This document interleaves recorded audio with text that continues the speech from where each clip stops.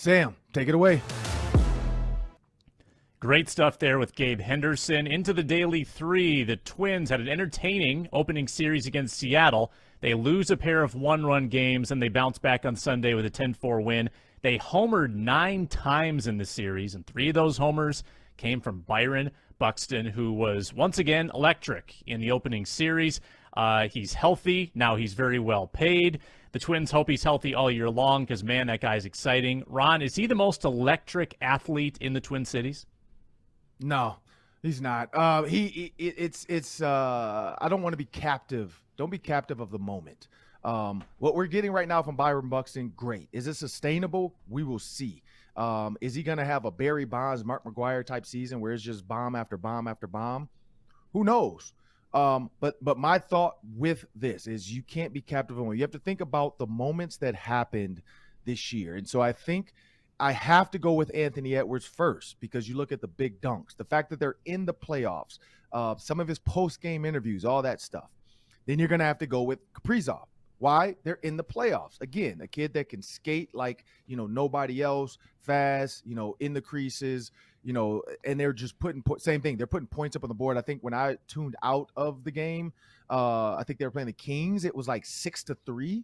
And so when you think about that with the Wild, again, that's electric. I'm not a huge hockey fan, but I actually had some fun this weekend watching the Gophers lose, unfortunately. But, then watching Denver because I just wanted to see what this whole Mankato or Minnesota State Mankato hockey team was all about. So that was fun. And then I would say you can throw Byron Buxton in there at number 3 for the simple fact. The only reason I'm putting Justin Jefferson right now at 4 is because they're not a playoff team. I think that's the key. When your team is in competing for a chance to be in the playoffs, you look at Randy Moss. He was electric because they went 15-1. He was electric because they never felt like they were out of a game. That's where Justin Jefferson has to get. I think they can get there with Kevin O'Connell in this offense, Cooper Kupp style offense.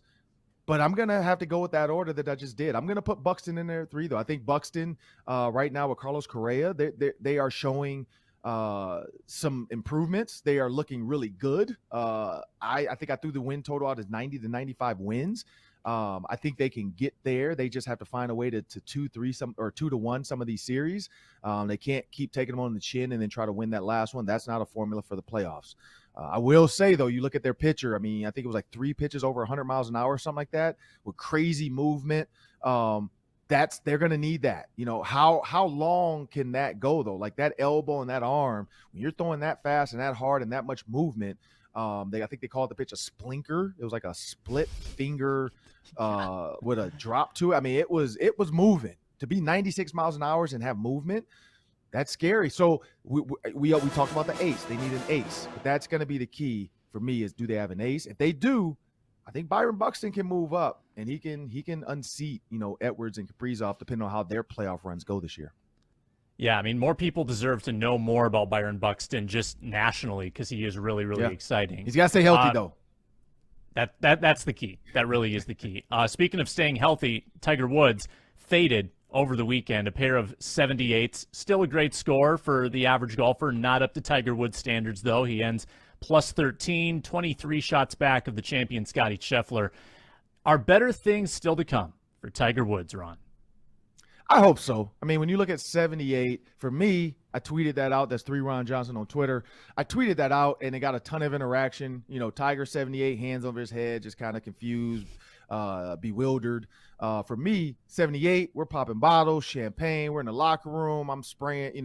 They might kick me out of off the golf course, out of the clubhouse because I'm popping bottles. Like we're buying whatever's on the top shelf of that champagne. We're going to spray it. Well, we're not going to spray the top shelf. We're going to drink the top shelf. We're going to spray the cheap stuff. Give me the $9, the $3.99 bottles of champagne so I could spray it all over the clubhouse, put it on Mark Rosen's tab. He'll clean it up. But that's our common man, whoever I'm golfing with, that's how I'm going to get it. Like, that's how I would feel. But I would hope that there's more to come for Tiger Woods. You look at some of his shots. You look at the way, he hit it kind of not perfect, but, a little out of bounds, not out of bounds, but a little bit on the rough, a little bit to the trees. You'd see him scramble and get it back out of there. That's some of the things that we saw the old Tiger do, where he was always scrambling to get back to par. He had a couple birdie putts, but his greens in regulation, he's got to pick that up. But again, this is a guy coming off of a gruesome leg injury after a car accident that nobody thought he'd ever play golf again. This was like conditioning for him, walking up and down that course, one of the tougher courses to play on, the Amen's corner. Some of the scarier shots when you look at all that water, all those approach shots, you got to kind of be perfect. If it doesn't hit the right part of the shelf, that thing's rolling back off. And we saw that. It's rolling back off. You might chip a perfect chip, skids right in front of the cup. If it rolls 5 feet, most golfers are like, I'm good. I got a 5-foot putt. I'm going to 2-putt this thing for par. Man, that course, that thing rolled down one hump, rolled down another hump, and then it's back off, and now you're chipping back up. So it was a tough course. The wind did not make it any easier. It was windy. You saw a lot of guys struggling. But, yeah, I think there's more to come. You know, it was a great day just to watch Tiger on a Sunday. I think that was the key. I mean, showing a guy 20-something shots off the lead, and he's still getting a ton of following, like on his 18th fairway. People are still watching him still. I mean, that's what golf wants. That's what they need. And so a competitive Tiger makes it even better. Yeah, I think he can putt a lot better than he did. I think he can chip a lot better than he did. Those aren't really, strength or endurance things. That's more about touch and hands and feel. I honestly, except for the first day where he was a little bit haphazard, I thought he drove the ball great. I thought it was his iron play that really let him down. He was a club short a lot. My advice to Tiger, if I'm Joe LaCava, club up. I mean, you might need another club here at age 46 off of surgery, because he was landing them short and then spinning them back off the front like you talked about. Yeah. Tiger needs advice from me, of course. No one should take golf advice from me. Timberwolves ended their regular season 46-36 after losing to the Bulls last night in basically a meaningless game. Play-in is on Tuesday.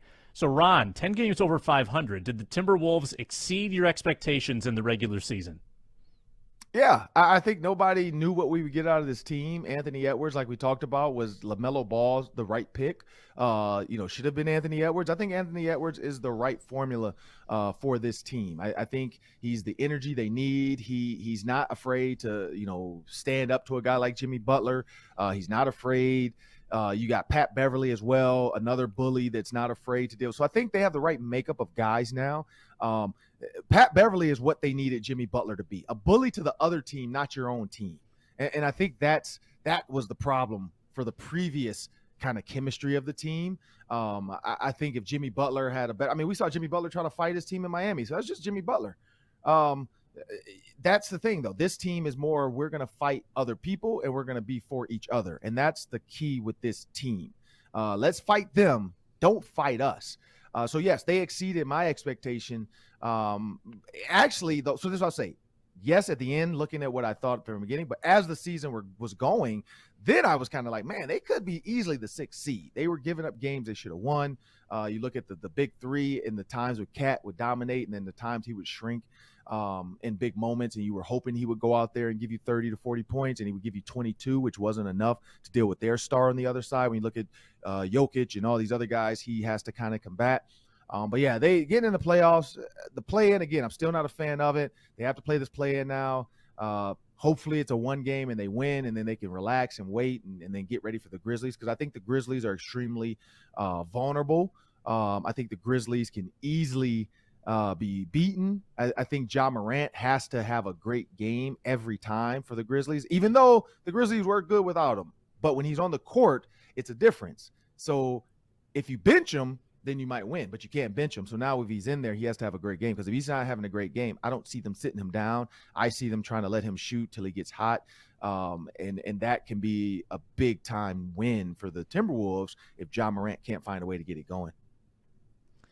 Yeah, it's crazy how good they were without him, but you're right. When you reintroduce a superstar, sometimes it can almost mess with the chemistry right away. I mean, ultimately, it's better to have your best players on the floor. But I wonder the same thing about the Clippers. Like, if Kawhi comes back, is that going to change up this good dynamic they have going? Because they've won 5 in a row going into this play-in game. But I would say expectation-wise on the Wolves this year, obviously exceeded them.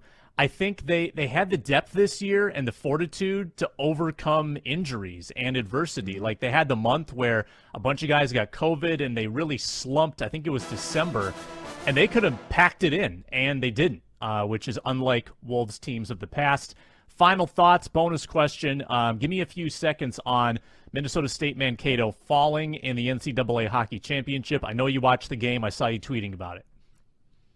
Yeah, the enemy of my enemy is my friend. So I'm going to say for Denver, I quietly was like, okay, go out and win this. You guys just beat the Gophers, and so now you go out and lose. But at the end of the day, Minnesota State Mankato still represents the state of Minnesota, the state of hockey. So I was watching, honestly. I tweeted too soon. That was my fault. After the first period, they were up 1-0 because you know my thing. I'm a Mighty Ducks guy, so I look at it, if you're up 1-0 after the first, it's your game. They're going to be pressured.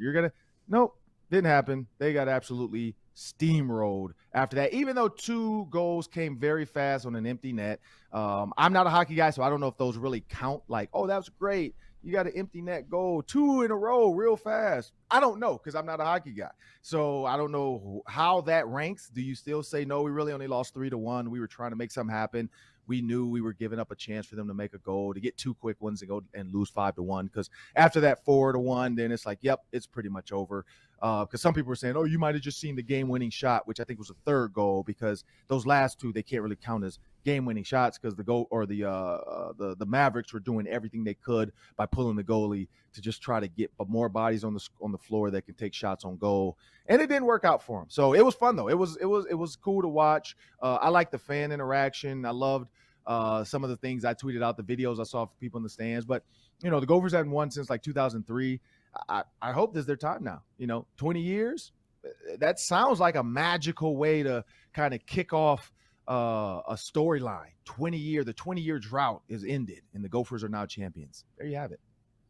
Yeah, I know they're losing some talent this year, but I know they'll be right back in the mix next year. And congrats, by the way, to Dryden McKay, the Mankato goalie, who won the Hobie Baker over the weekend. That's pretty cool.